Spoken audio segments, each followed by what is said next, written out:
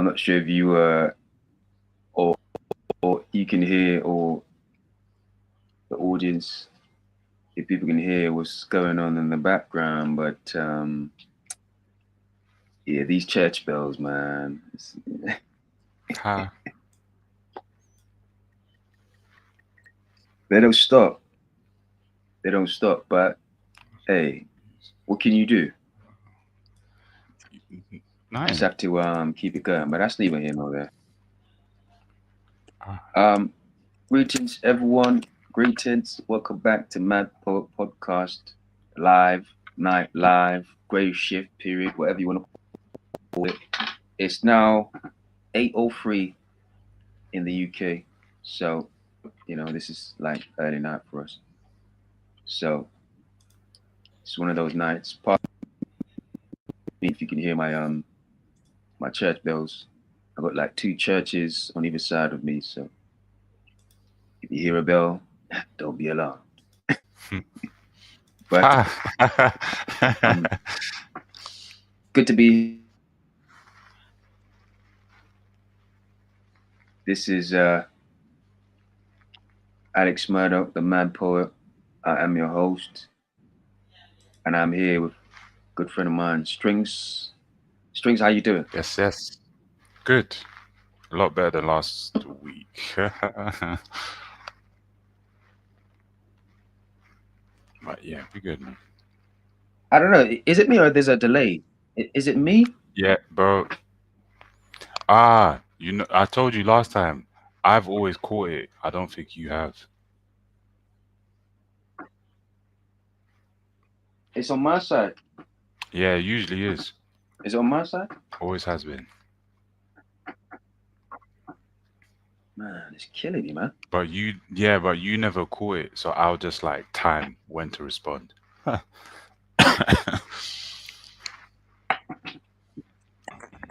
I'm gonna have to look into that. Hopefully we can avoid that in the future or whatnot. But obviously for today, we're gonna do it live. Yes. We're gonna do it live. Um, yeah, can you hear me? Yeah, good. Can you hear me? Yeah.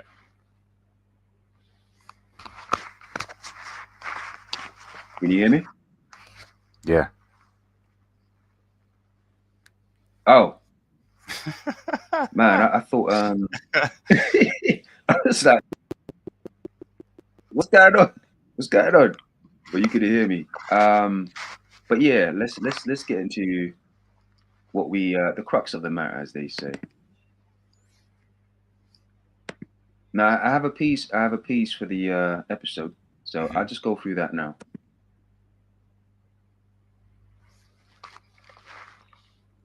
Now this is a short one. I'm not really known for short pieces. To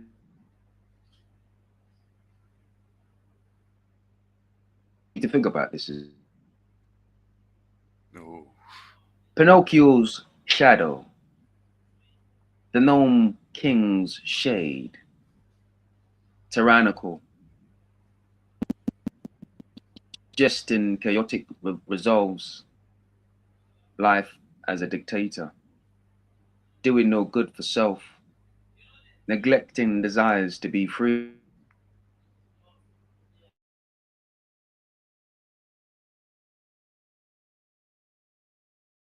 The strings. Now let me give a bit more context. Now this is Bro, that was the I'm whole piece, so by the way. sorry. Um, You know why you can see the lag? Because the today that context means it's behind bad. this was I was looking at this image. Yeah, there you go. Sorry, folks, having some technical difficulties. Shout out StreamYard. But yeah, we'll try and fix what we can. But I hope everyone's good, man. 11:11. Make a wish. Yeah, I need to make mine before I go to bed. So Yeah, just waiting for Bro to come back.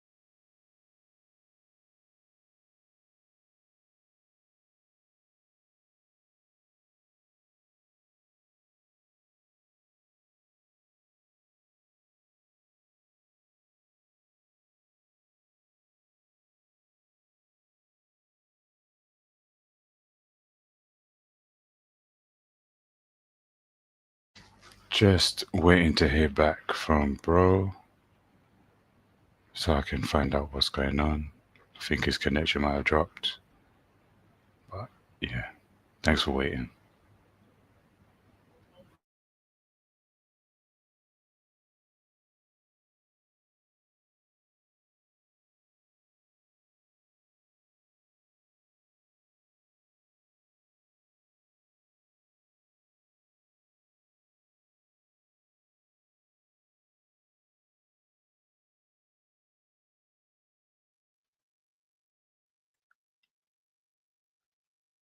Drinks. Can you hear me? Yeah. I have no idea what happened to the line. It just Uh, it just cut. yeah, like It just cut. you was lagging Let from me when just you was doing your update piece and then it the just chat for you. dropped.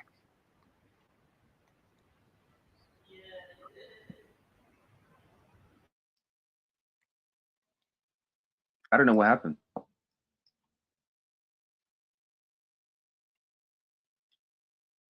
Can you see them?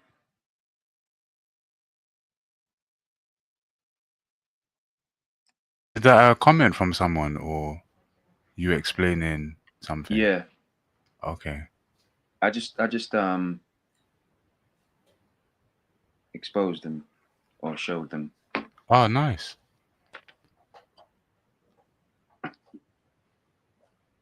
Yeah. Yeah. I can just about see it. Oh, okay. So we did get cut. Would you like me to kind of start again? Yes, please, if that's okay. All right. I'll just read the I'll go through the piece. Sure. And by the way, it's called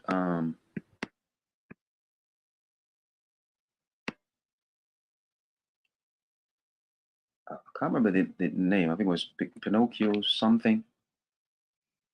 One second.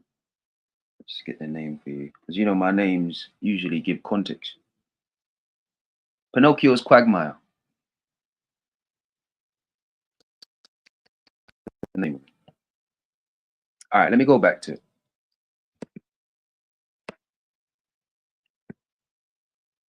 Pinocchio's shadow, the gnome king's shade, tyrannical, ingesting chaotic resolves, life as a dictator, doing no good for self, neglecting desires to be free, umbilical cord, smelling liberation. He cuts strings. So the analogy behind this was I basically I was looking at an image today. I think you might have seen it on my story on Instagram, which is at the Mad Poet. Um, and basically, Pinocchio is hanging from a string, and he he's looking at the side at scissors, and you know that whole thing for me it was quite profound. and it just had me thinking. So that's what inspired me to write this thing right here. Um, there was something else. There was something else. But for now, I just give you a chance to maybe share if you wanted to speak on the piece or anything I've shared so far, and then we kind of go from there. Scissors, umbilical, Pinocchio. Yeah, it's a different take from him just simply wanting to be a boy. So yeah, I'm curious to see where this life goes today with that being the piece. Yeah, yeah, that's a whole fact. That's a whole fact. Um, Now, you know what it is that there's so much to somewhat unpack when it comes to something to do with this, and that's why I really wanted to kind of bring it to the forefront and perhaps speak more into it. Um, Let me start the piece, right? So, what came to mind was, Pinocchio's shadow, right? But also, I'm not sure if you're aware of the Gnome King. I've heard of him, Lord of the Rings ish, or Well, the Gnome King is supposed to be sort of kind of like, the king of gnomes sort of thing, but it was more the idea of the Gnome King, where he's supposed to be this tyrannical type of person. You know what I mean? Where is somewhat of a villainous character, if you will, pertaining to gnomes. In my head, where you have the Gnome King and Pinocchio shadow, but in the shade of the Gnome King sort of thing. Meaning, yes, Pinocchio, perhaps part of him wished to be free, but there's a part of him that don't. There's a part of him that wished to be somewhat subdued and to be under somebody's rule. And that's where I was coming from with it. Um, because I think that speaks to a lot of the character to do with the human experience, and that's really what kind of got me. Um, but before I go there, question for you: sure. lost or saved? What is the difference between the righteous and the damned?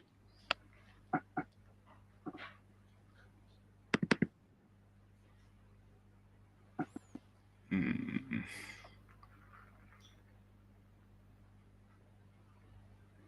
I think it's those that don't question enough about the experience they're having and not just stopping at questions, like trying to find answers. And when you Mm, find them, live those answers. Hence why I'm reminded by life that in conversation you share a piece of information and you're like, oh, I forgot I came across that.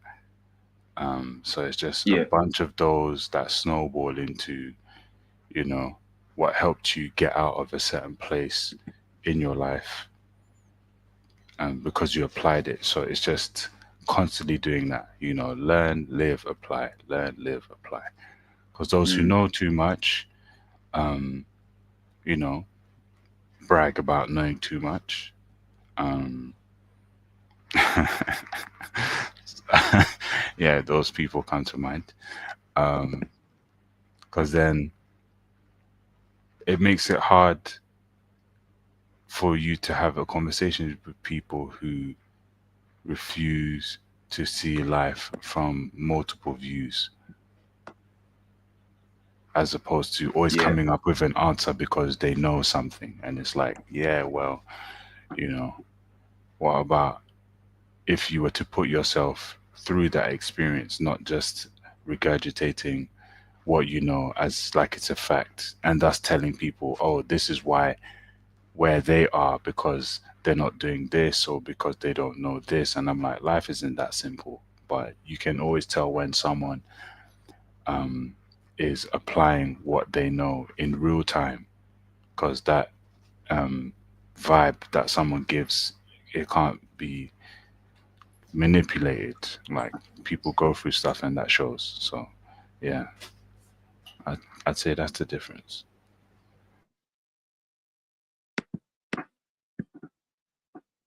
yeah.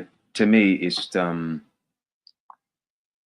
I just saw the contrast between the two is very interesting in the sense where it's they're so different, but they're so similar at the same time Yeah, in the yeah, mentality and the propensity or tendency for calamity or chaos, especially in terms of outlook and how you see things and how you operate within either scope. Because I think, where the righteous is concerned, righteous people are so somewhat um, eager to somewhat be judgmental, perhaps. yes. And I, Hmm. and I think and I think that in a way is somewhat of a chaotic thing to do, especially if there's to somebody that don't necessarily know any better. And most people that are in a situation until they figure it out, for the most part, they probably don't know any better. Um, and you might flip the coin on the situation to do with people that are perhaps damned. And I think damned is form of like a disposition in itself, where you think life can't get any worse, but this is as worse as it gets, type of situation. It's it's defeating. It's such a defeated thing to maybe even if, for example, say you're in a situation where you're perhaps damned, right? There's actually there's one thing to be in that situation, but there's another thing to believe that's your situation. And I think that's what makes these two situations so antagonizing and intriguing at the same time. It's polarizing. You get what I mean? To be Almost damned or to be parallel. right. Like, man, it's so, you know, I would imagine everyone would want to be in between, perhaps, not one or the other, which is something in itself, I would say. Here's another question for you, Strings. Yeah. What do you think the world looks like for a prisoner Mm. or somebody that's incarcerated? As in a literal one? You can go either way, literal, Yeah, figurative. isn't it? Uh, oh, that's a good question.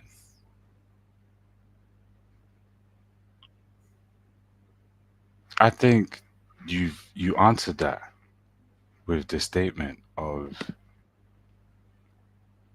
knowing you're in a situation and Mm, thinking that defines who you are and thus the situation you're in, kind of thing. Because, yeah, the literal sense is when, people that look like us are innocent and thrown in the system, I've heard multiple times they're told to accept certain deals because they can't financially afford representation enough for them to get out. But there's too much things stacked against them to um, s- to make it look like, okay, wrong place, um, wrong time kind of thing. And it's just like, yeah, crazy. So, you know, in that sense, it's like, but you still look crazy to someone because they're like, wait, what? But you're in here. And I'm like, yeah, well, you know, there's a quota they got to fill. So I think it's the same thing with how someone who's optimistic, I don't like to say positive anymore, but who tries to see the optimism in what they're going through, um, as a because people like, I don't know if you've heard that before, but it's like, why are you so happy all the time? And I'm like, well, this place isn't great. So, you Yeah. know, if I always succumb to what this place is going to remind me, I'm going to be very, I'll be more of like what my environment is trying to reflect. If I choose Mm. to hang on to what people just want to hang on to as well. And it's not easy. It really isn't. But you do have some good days and that hold you through. But yeah, great question, man. Yeah, that's a whole fact strings, man. When I think about this question, it just reminds me of the two choices in life. You either, and obviously we're speaking about either scarcity or abundance, sort of thing. Even in prison, now, you would think to yourself, man, that's so ill. How the heck can you find abundance mentality in prison? But you think you hear it all the time. Now, I wouldn't say it's common, but what else do you have to get you through? Do you get what I mean? What are you gonna do? Give up? Like, what other choice do you have but um, abundance or that type of mindset to create some form of resilience to kind of find your way through this maze of a mad place that you're in? It's crazy to me. It's crazy to me. So when I think about that type of thing, I think about choices. I think about making choices and making the best of your situation something to nothing or nothing to something. It's just, it's so, it's so defeating that it's tangible. If it's tangible, then you can somewhat manipulate it like your environment and create something out of nothing. Because that's what abundant, that's what people in abundance do. They materialize. I might not necessarily have anything solid, but I do have my mind. And so I materialize things from head. It comes to me and I mold it and I distribute and I give back. And because I'm giving, ultimately things come back to me, which is interesting. But ultimately for me, I think it comes back to mindset, if I'm honest with you. It comes back to the mindset of things, and your outlook. And as we spoke about the damned or the righteous, you can find both of them in prison. But even in the righteous, you can find demons, and even in the damned, you can find angels. It's just it's a mad and Definitely. sick world. It's a mad and sick world. So yeah, man. What are you gonna say? No, that is when my mentality started to shift about how I started to see things. What's the saying? If you pay close enough attention, everyone is your teacher. Mm. So then it was like, okay, tap into what is being, or um, don't don't care about the messenger. Did you get the message? That's a whole fact. Yes, indeed, indeed. Yeah, man. We're right. We're right. Um, I'm not sure if you've heard this. If you've heard this saying before, and it goes back to uh, what's her name? The railroad lady on the railroad. What's her Harriet? name? Tubman. Yes, that's it. And it was somewhat of a quote. You probably heard it, where she was saying, you know what, um, I would have freed more slaves if they actually knew they were slaves.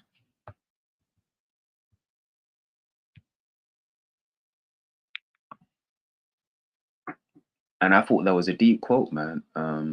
If they knew, If they knew they were slaves, I would have freed more slaves if they knew they were yeah, slaves. wow, And I think yeah, that just speaks volume hmm to the world we live in. yeah. Your piece fits into that brilliantly. Yeah, to the crux of the matter.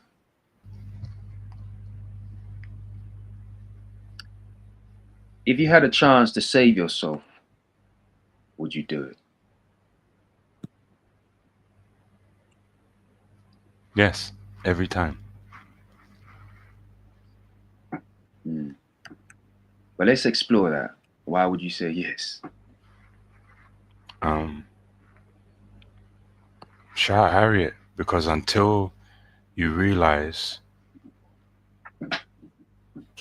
what context you go to see where, I think, yeah. So with a statement like that reminds me of your a person's ability to see something from their perspective. So the deeper they can Yeah. go, the more that they can see. So with that, um, it's a fight to save yourself, and that's the whole point. It was never um, sold as being easy.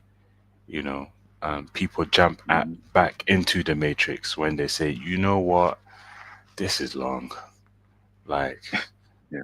like I've tried, and it's lonely or it's too much. It's like it's never a day off. So we're just gonna, you know, go back into the crowd. Yeah. Um, but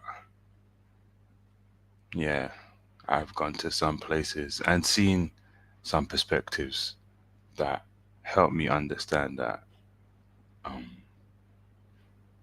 I've been here long enough to know what comes with that if you don't, ultimately, no matter how you feel. Hmm. That's big. That's big. Um. So, what you saying? No, no, that's it. I don't know if I'm lagging for you as well. So, Oh. Okay. So for me, there's so much depth to this question, man. But I'd say one of the biggest crux of the matter is evolution or evolve, like just evolving. And I think sometimes it strikes me as to want to save yourself, to want to be better, etc. It's sort of like an evolution in itself. So as I know we speak about scarcity and abundance all the time. I mean, even you think about Maslow's hierarchy, that's an evolution in itself. It's a pyramid, isn't it? And so you're going from one level to the next. And to me, it seems to me that perhaps wanting to save yourself, that's another form of evolution in itself. If you think about, you know, more wilder creatures than ourselves, which with less faculties than us, you would think about a lion or something to that of that nature. What's the one thing they think about is survival, or they'll take that fight to their grave. You know, they they're in it to the end essentially. And I see that obviously we're more evolved being cerebrally, and it somewhat strikes me as something as a trap from my perspective. But to somebody else's perspective, or somebody or another animal's perspective, it's somewhat of a decision to be that there's no greater joy, there's nothing greater than, you know, putting yourself on the line to be this, like, to lay down everything you have for this one moment, this one moment. And I just think that's somewhat speaks to evolution in itself. And it also kind of brings to light that, you know what, one person's peace is another person's hell. Even the concept of heaven and hell Yeah. is somewhat subjective. It's somewhat subjective. And so the importance of evolution to me is it becomes so much more of a pivotal, important, significant thing when it comes to this question of,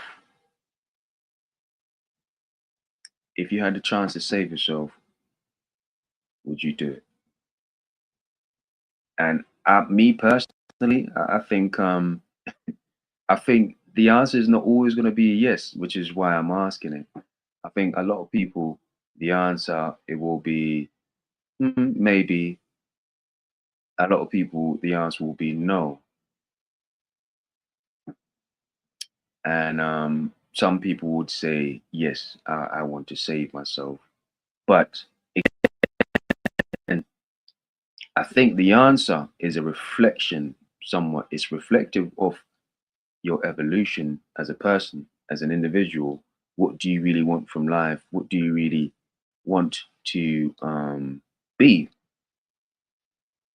if not for yourself, but somebody that's of importance to you, or perhaps your family? You know, there's different reasons people do these things for different reasons.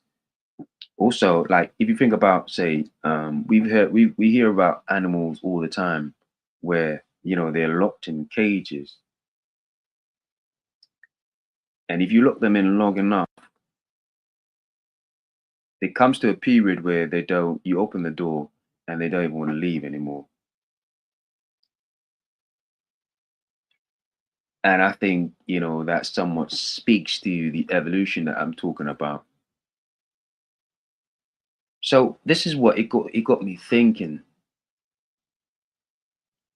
We always talk about physical evolution all the time, right?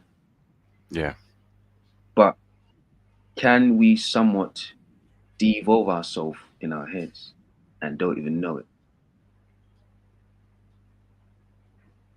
You think about people in prison, and they may go in as like, one of the most established in society. But if you spend about 10, 15 years in there, he could turn into being one of the most savage person you've ever met in your life. Mm. And that's where I'm going with it. The evolution of the human experience pertaining to whether we want to elevate the bar. We're just going to heaven in this case, or you're dragged, including the bar, to hell, where there's no light, and all you have are these new claws that you've kind of de-evolved to grow in, and all you see is destruction, including your own. And you grow over time to understand that this is for the best, and I'm going to love it. And if you remember what we said as well a while ago, the idea that if you don't learn to understand the unknown, you will. I'm somewhat just paraphrasing a little bit. You will grow to call it faith, and it will control you.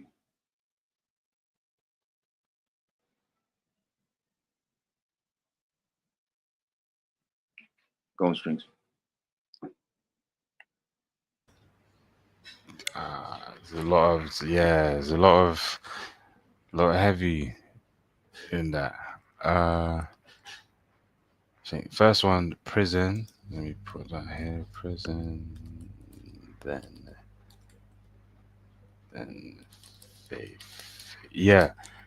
Um, the animal thing, I think it's very um, it's great because um, it shows that DNA and what you are is the strongest blueprint imaginable for what you're meant to do and how you act, even react to some point. Oh, sorry about the noise. I don't know if you can hear anything.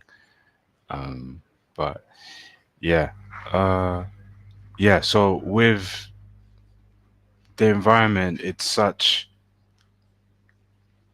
a big thing because it contributes to one's evolution, and I think it's why for anyone, if you um, if you give them any amount of time in solitude where you restrict their natural cells being able to take place, they have to adapt to that. And that's natural given any circumstance. Because as you was talking, I was thinking about, okay, well, there are crazy people outside that are out here roaming free. So, you know, then again, who, what's the saying? Show me who your friends are, and show me, and I'll show you where your life is going, something like that. But it holds a lot of weight when um, someone says that to someone who's going on a path or is in an environment that somewhat can be not beneficial to them. But if they refuse it, then they are satisfied with what gratification that gives them. So hence we are entitled to say, you know what, whatever makes you happy, and go along your way. But um, the pyramid by Maslow, I always refer to the top one, and I find it so fascinating how, from a human's perspective, is that um, it always refers to what is beyond the physical. Yes, so and that speaks to what we are as a species. That as soon as your needs are met, we are more inclined to discover what else there is.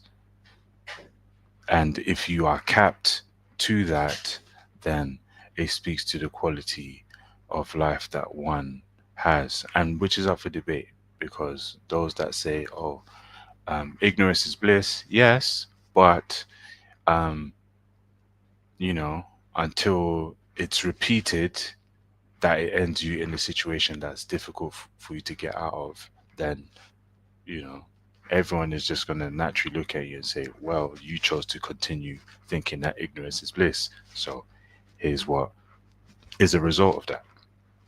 But, and to those who are caught up in trying to know everything and understand everything, their troubles are also, well, you know, if this is what I've studied, researched, blah, blah, blah, then it kind of puts me in another pigeonhole of quality of life. So balance tells both, look, don't just be satisfied by keeping your belly full and, don't be obsessed with all the information that you don't live life, kind of thing. But the unknown is the um, tricky part because um,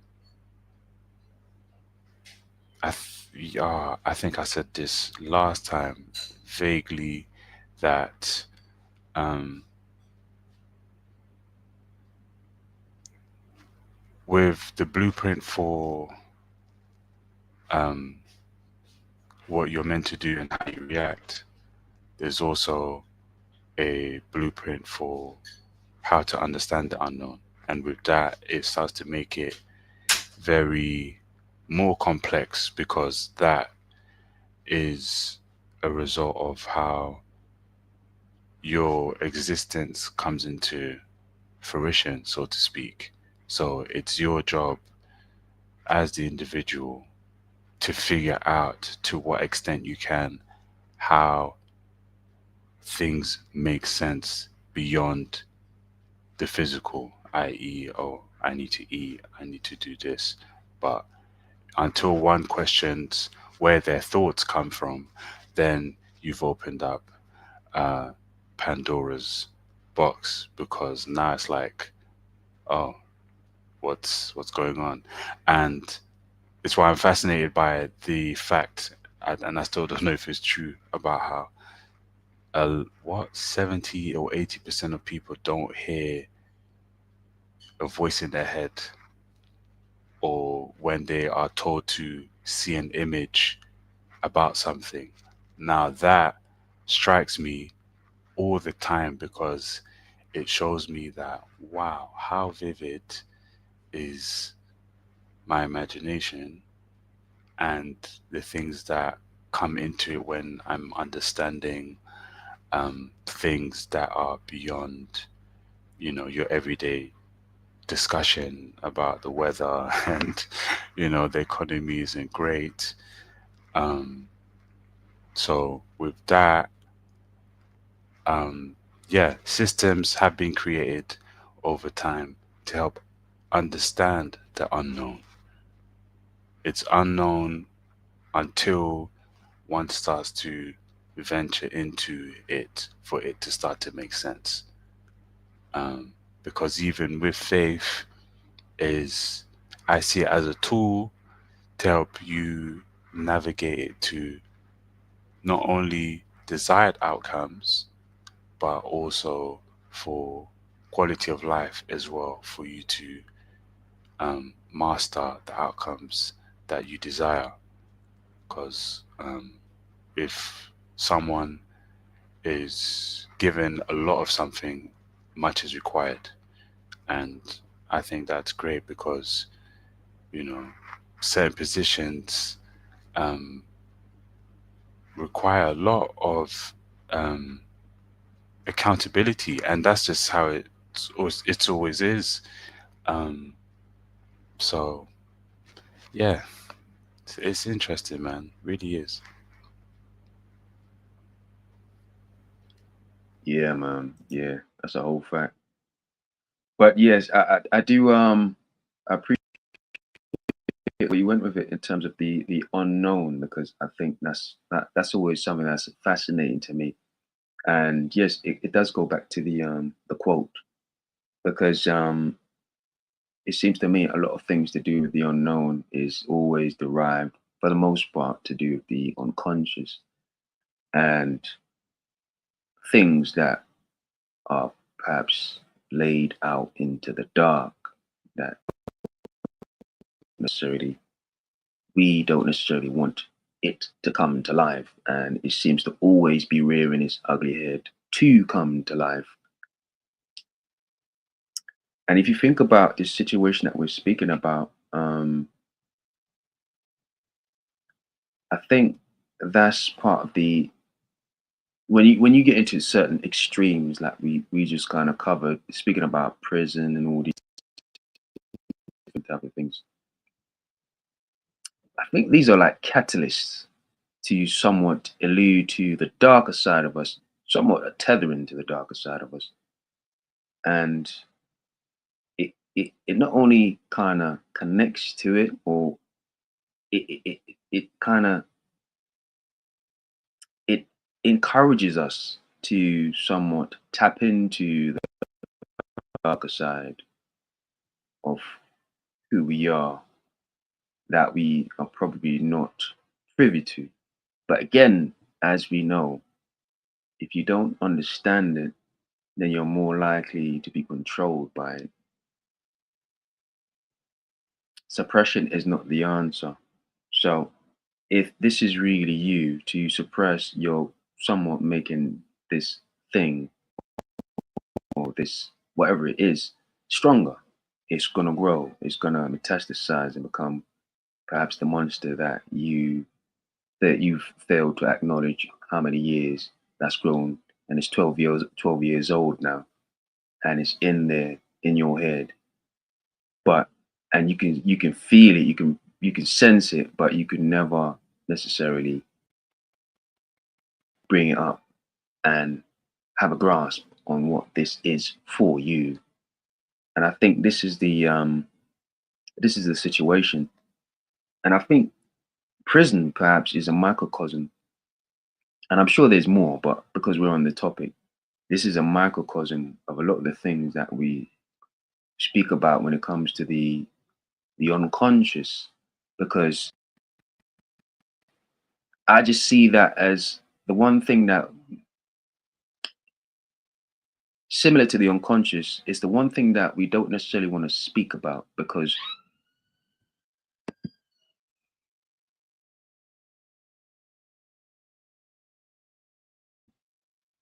I'm sure you heard that. Speaking of I was trying prison, to say it. Yeah, that bloody but yes, it's similar to the unconscious, where it's the one thing that we don't necessarily want to speak about or discuss. You even like sometimes you watch certain prison movies, certain things that you see, it's just I don't want to talk about that.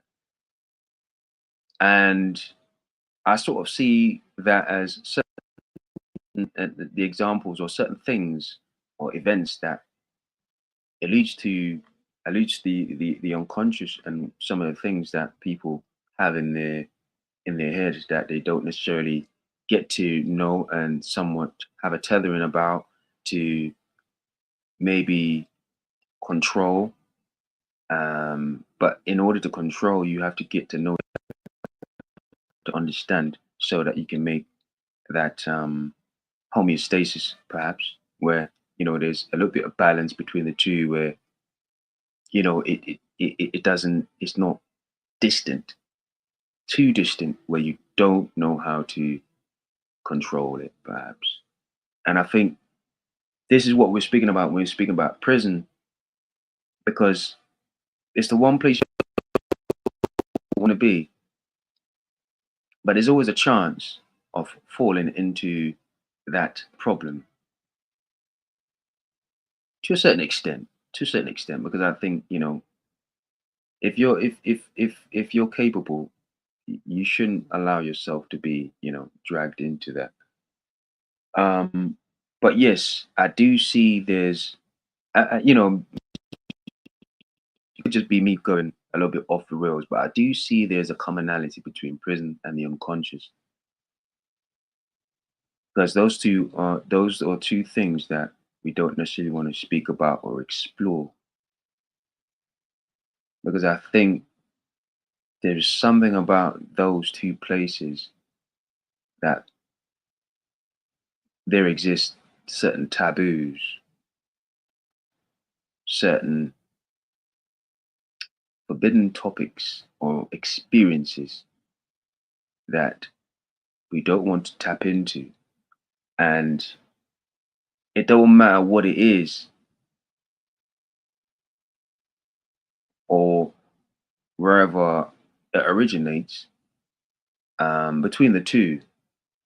And what I mean by that is there's some factors of it that it leads to a darker or somewhat repugnant situation, perhaps grotesque, morbid, when it speaks to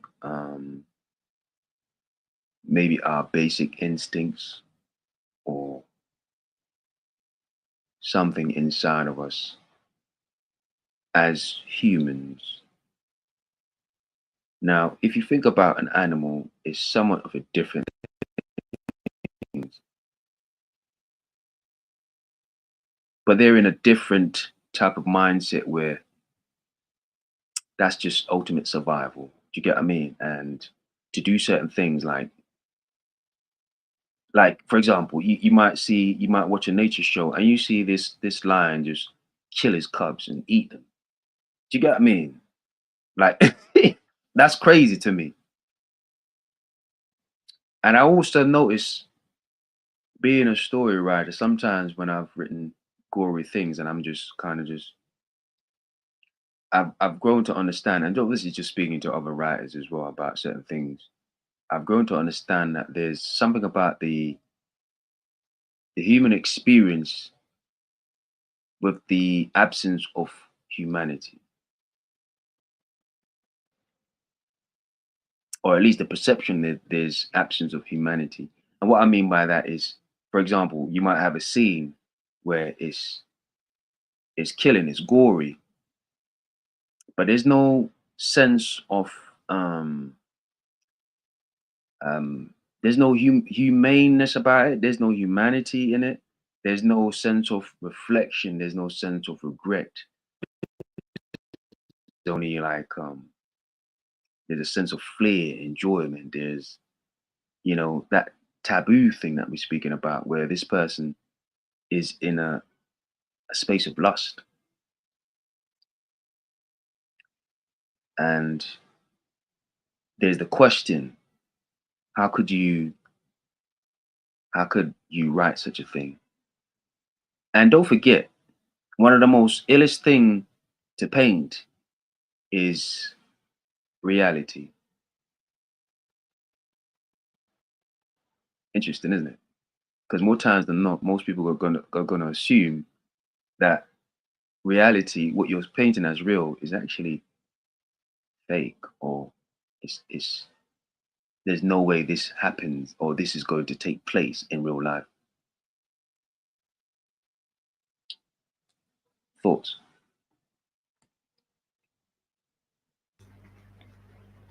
Yeah. Um, I live in the unknown, so just want to put that out there. We really live there. So it's like I get it like from for a while I used to be like how I wonder how I come across to others when I share viewpoints that they're not used to hearing. And then after a while, I was like, oh, because we spend a lot of time coming to these viewpoints to help separate myself from the path of um, think like this, do this, you should be all right kind of thing. So with prison, and that's a great comparison to be honest, because I see the jailhouse as the one place where a human will have the opportunity to face things that they don't have with all the distractions. And that is one of the scariest places to do that on top of the element of survival. So when you are in a room, um, hi, Emma, when you are in a room for however many hours in a day, um, your mind will do everything to keep you afloat. But most individuals, they end up cracking. And the crack usually is, can they handle what their mind is revealing to them because the distractions are dissipating? Or can they see through that and come out on the other side? Which, in very famous cases, people come out very religious, educated, talented, because they evolve into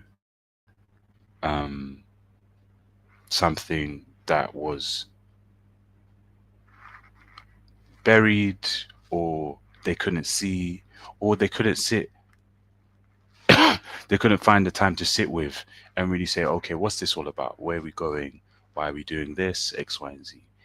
Um, but the unknown is also very taboo because um, that's how it is, and that's how it should be, and that's what makes life what it is. Because you wake up, you're like, oh, I gotta brush my teeth, I gotta be to work on time and pay bills and socialize, or people will say I'm not this kind of person. And as ironic as that sounds, if you don't, it kind of reflects on who you are to some extent. Um, and but everyone's okay with it because you're not playing the game. So they start to, you start to withdraw your humanity because they're not doing what they've been told to do, which I find fascinating. Um, but it's why they're saying you have to play the game because you know it's just long if you don't. So there's that. So it's just about not getting, I feel it's not always about getting too wrapped up in um the level of humanity that you have to exercise, because there's humanity and there's you. And what's been so brilliantly done is how it's the both are merged. um and that's what kills people when, or they struggle when they come to this point where they're like, again, asking themselves, it's like asking, okay, where does this thought come from? That takes years to answer. Even if you hear the answer several times, because your thoughts are different to someone else's. So then who's to say that you know the thought is also coming from the same place? Mm. But largely, a lot of them do, because again, we're here to play the game X, Y, and Z. Um, but with that, man, I think it's just about figuring out how to um, explore your humanity in a way that doesn't restrict you to discovering who you are. Um, because it's why writers, musicians, or people that have certain gifts when it comes to translating emotions and things of that kind of nature to extreme cases is because they've allowed themselves to go there. But they also know what comes with that. If they live there, you will not come back the same person. And that is a risk that most have learned not to take because, um, it makes it hard for you to live the other facets of life that you have to live as well. So, um, yeah, it's good to know how to do that, but with doing that comes with what you learn about yourself and what it is that you're extracting from that place. So you can come back here and be like, oh, okay, this is how we can, you know, apply this level of thinking to what we got going on the daily. So some you have certain conversations with, some you don't, just to go about your day. And yeah, because, you know, I'm okay with being called crazy now. But it always makes me laugh when it's over the very, very small things. So now for the past few years, I just tell people, yes, I am. And they're like, wait, what? You're meant to say no. And I'm like, that's where they got you. So, Well, coming from somebody calling himself a mad poet, that's not me. That's a formality at this point. Um, but you tapped into something there. Um, the one thing I would say is, and I keep stressing this point that relating to the unconscious that we're speaking about, the importance of getting to know it. I think that's very important because if you don't, it's the factor of it controlling you.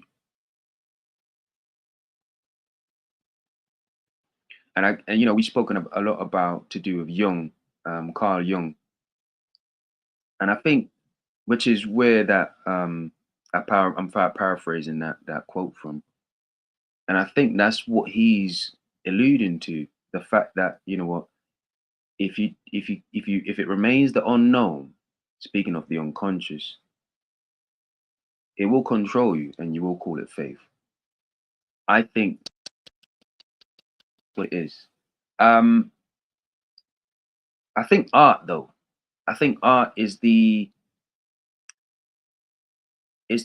bridge. It's that balancing agent, if you will.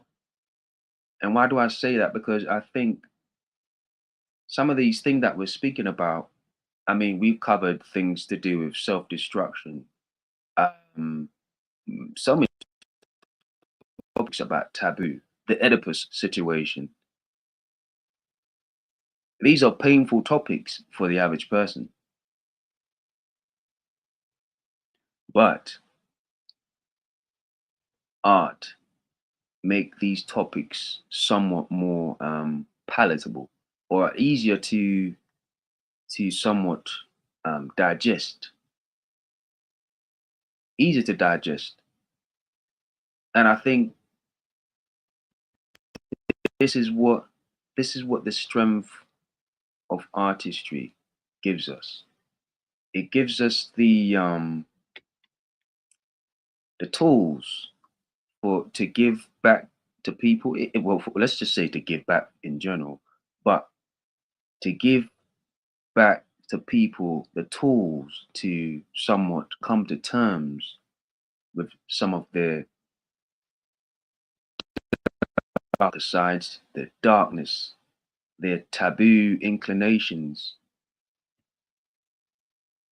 And sometimes those inclinations, as we mentioned, is tendencies for destruction. And I'm not just talking self destruction, which is a massive thing in itself. I'm talking about destruction to do with external, because as they say, if it's not imploding, it's exploding, meaning outward pointing, meaning you're going to destroy your environment if you're not trying to destroy yourself. if in fact you don't get these inclinations under control. And this is what I'm alluding to when I'm speaking about the unconscious and knowledge of self, because if it remains the unknown, a lot of these things that we're speaking about, then they become somewhat controlling. And there's tendencies where you begin to somewhat develop tendencies to destroy yourself, and all you have is curiosity or questions, but you never have answers because you never took time to get the knowledge necessary to develop understanding of your plight, your situation, what is going on in your head, and some of these things that you don't know, but it's it's prominent, it's deeply entrenched in you, and it has more control than you think. It has more control than you think. Um, and sometimes the only times you somewhat maybe get a glimpse of some of these things is when you dream. Don't When you listen. Don't dream. don't go there. Don't go there. Don't go there. 'Cause I'm just saying, some of that's these another things half you an get, hour. you get a glimpse of it when you dream. That's another half an hour back there. But Unfortunately, that's how it works. I Yeah. absolutely agree. And why would you say unfortunate? Sorry? Why do you say unfortunate? Because let's think about somebody. We speak about when somebody mentioned their dreams. The one thing they're quick to do is dismiss it. Yes. It didn't happen. It was just a dream. It's fictional almost. There's nothing to it. So they say. There's nothing to it. So yeah, man. I'll just say be careful. You know. But yeah, just wanted to share that. No, I'm glad you did, because the thought crossed my mind earlier. Um, because I always use the argument that half of your life you're asleep. You're telling me ain't nothing going on. But to the average person that doesn't dream, then which apparently a lot of people don't. Reason being, I happen to think different, but go on. Let me hear it. um, reason being, um, I found out that some people find it difficult to retain the memory from the dream, or they The just see dream. black. They literally Mm. just like recharge. That's it. Um, but for those that do and those that remember them, uh, yeah, if you pay enough attention, definitely telling you something, because um, the unconscious speaks in symbology, and Yeah. you get the Yeah. most of that in the dream state.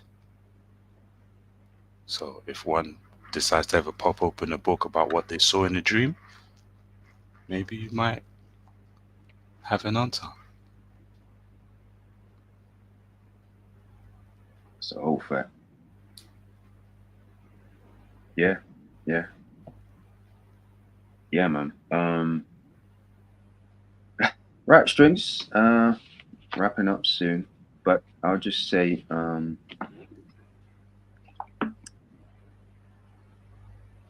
Yes, Out yes. now. Chaotic Ramblings on Amazon. Go get yourself a copy wherever you are in the world. I'm sure there's an Amazon market near you, whether it's Australia, UK, Canada. It's all there. It's all there. And I've just been I haven't taken out my story for a while. Short story. This is That Into the cover Abyss. looks cold. Yeah, man. Into the Abyss. Yeah, show the Chaos. people what. Yeah. Yeah. Let's have a short story. If you see that in your dream, people, uh, don't be afraid. Yeah. I was gonna say call me, but I'm like, no, don't. Let's not do that. Just don't be. Yeah. Don't be afraid. Yeah. Don't be afraid. Yeah, man. It just brings back memories. And I was cooking up. That's why I was working on something before, and that's why I was Mm, cooking up a new short story I want to put out next year sweet. during the summer, hopefully, with Poetry Event Volume 3. Hopefully, I could kill two birds, one stone, Wait. one. Oh. I thought you meant you were gonna drop one, and the story that you come up with comes from some of your. No, I no, okay. no, no. Okay. No, this story actually came up from a piece I wrote, Into the Okay. Abyss. Is Okay. is Yeah. Yeah. Yeah. actually inspired by That's cool. a piece I wrote called Into the Abyss. Yeah. Funny enough, not that they coincide in terms of narrative or content, but just the title alone. I start with the title, and I just wrote the story from there. But yeah, man, these are out available. Somebody brought it to my attention recently, and they've been reading it, and I thought to myself, let me Look at that, I haven't man. shared it in a while. Mm. Glad you did. And there's free versions of this as well There because you I have an go. audiobook. Remember, I did an audiobook, and I totally forgot about it. But funny enough, it's been selling, like it's still Yeah, selling. bro. So Amazing stuff, man. yeah, man. Um and Go and get and the book, and people, sometimes people please. just listen to it. People just listen to it, and even just off that, I still get money with that. So Amazing. Bro, listen, that's no small feat, man. Like, that's no small feat, honestly. Um, I know where you're trying to go. yeah, You know where you're trying to go. But brother, that's serious, man. Um, and I saw someone say that the other day, that if your art generates income and brings value to people, even if it's not where you want to be, like it's still incredible that it's your art is able to do that. So, bro, big hats to you. Go get the book, people. hey, thanks, man. Thanks. Yeah, because this is my first story, so it always means so much to me. Mm, And obviously, it was a series, so there's two more after it. So this is just the first volume, but there's three volumes. okay. And I wanna look back at them because I've grown so much as a story writer. I just wanted to reflect where I That am, must be a trip. really. Yeah, to go back. So I'm looking to sort of kind of remold it, just clean it up to kind of reflect where I am as a story writer now, Okay. and just edit the versions. But yeah, man. And it's funny enough, like it did get, there's quite a few reviews on it as well. So it's even then it was a story that was people was enjoying. Um, yeah, man. I did pay to have it, go for the full channel, have it paid editors and stuff like that Yeah. as well. So it wasn't like I just threw it out. But yeah, like I said, I've grown so much, so I wanted to kind of reflect where I am. So I'm gonna have a look at it. But in the meantime, I'm working on something else that I want to put out there.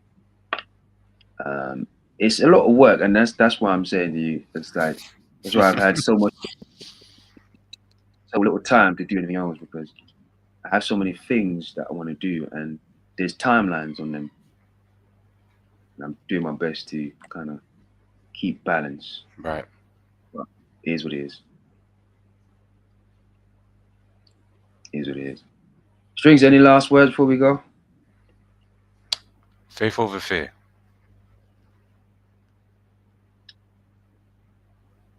Strings have the last word, boy.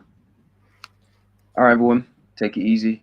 Thanks for the support. I've saw a lot of people came on the live, and Love I think that. what happened was the live broke down. So I'll Ah, make sure I'm prepared next time, because I had it switched on and it's just overloaded. Where I was looking at people just throwing comments in the live, appreciate and I it, think bro. that's what happened. It just crashed. But, thanks everyone for your support, and we'll be Likewise. prepared next time. So yeah, make sure you come back and some thoughts and on some of the things that we're speaking on. Thanks so much. Till next time. Take care, everyone. Take care.